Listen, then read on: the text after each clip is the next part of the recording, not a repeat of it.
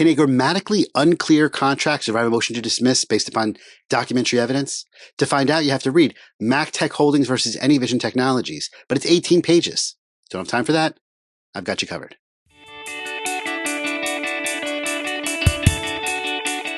This is TLDR, Too Long Didn't Read, where I cover New York Court of Appeals cases, and I try to do it in 5 minutes or less.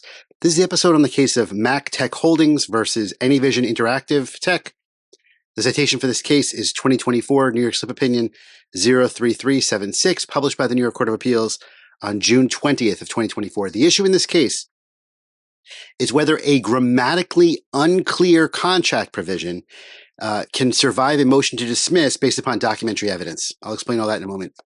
The part that's important to understand here, the background that's helpful to understand this case, is CPLR 3211 is the provision of the law that allows a party to make a motion to dismiss.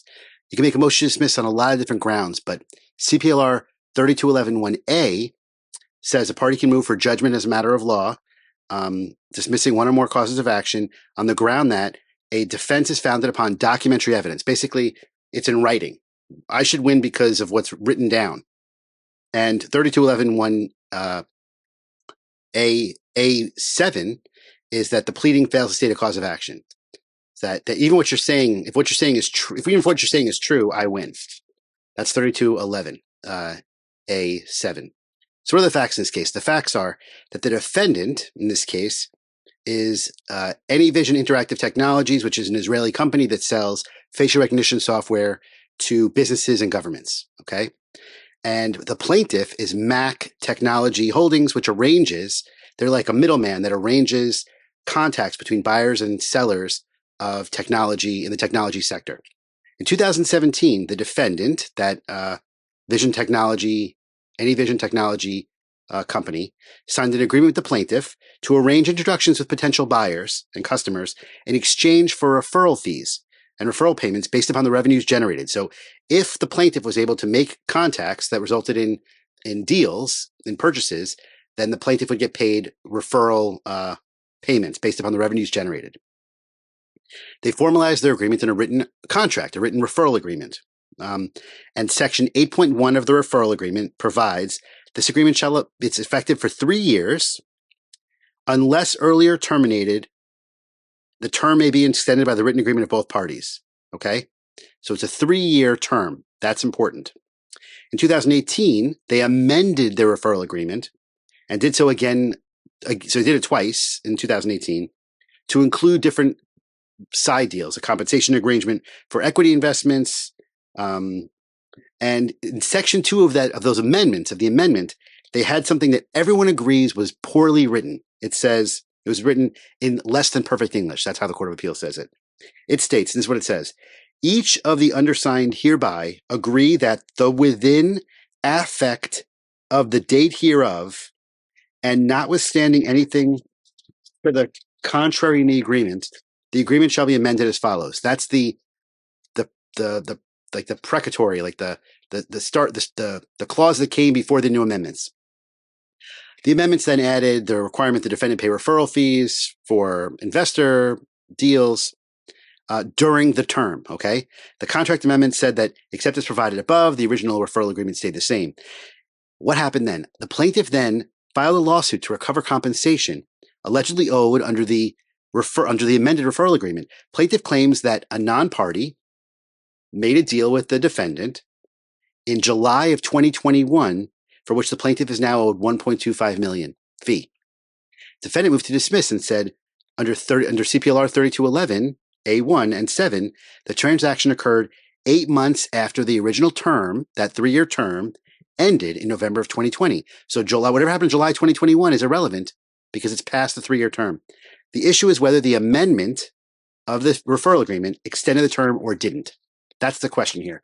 And because it was such a poorly drafted provision because that clause didn't make any sense, they had to figure out whether it extended the amendment or not. The procedural history here is the Supreme Court denied the motion to dismiss, and the Appellate Division affirmed, conceding that the error infected the language of the Second Amendment.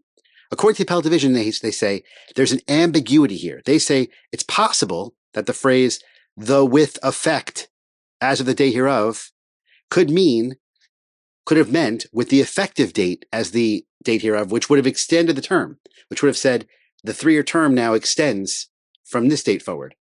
It appeals to the Court of Appeals. Okay, so this is a mess. And you should watch this oral argument, which is a link to in the description, where nobody quite knows what they were trying to say in this agreement, and it's frustrating to everybody, the attorneys and the judges.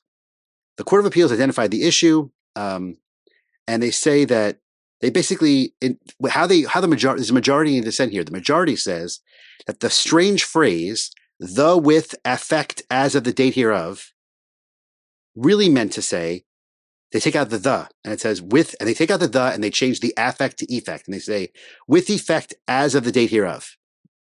With effect as of the date hereof. And by doing so, the amendment has no impact on the length of the term. Doesn't modify the term.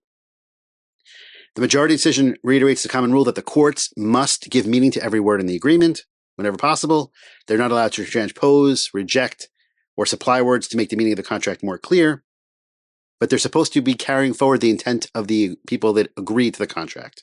Applying that rule, the majority says that the defendant's interpretation only changes the words that cannot grammatically be reconciled with the remainder of the sentence, and the alternatives would go much farther, and therefore the entitlement to the fees is dismissed because the transaction falls out of the term. It's beyond the 3 years. The plaintiff loses here. But the dissent here by Judge Troutman, Wilson, and Halligan, they would do the opposite. They say that there's different reasonable interpretations of the unclear language. And if there's different reasonable interpretations, then it can't be under CPLR 3211 that you're entitled clearly to prevail because there's different reasonable interpretations. So they would not grant this motion for summary judgment. They would let it go to a trial. And that's the case of MAK Tech Holdings versus Anyvision. And the lesson here is to try your best to write clear contracts so you don't have to deal with courts trying to parse through what you meant. And that's the case of MAK Tech Holdings versus Anyvision Interactive Technologies. Have a good day. If you like what you just saw and want to see more just like it, please hit like or subscribe to let me know.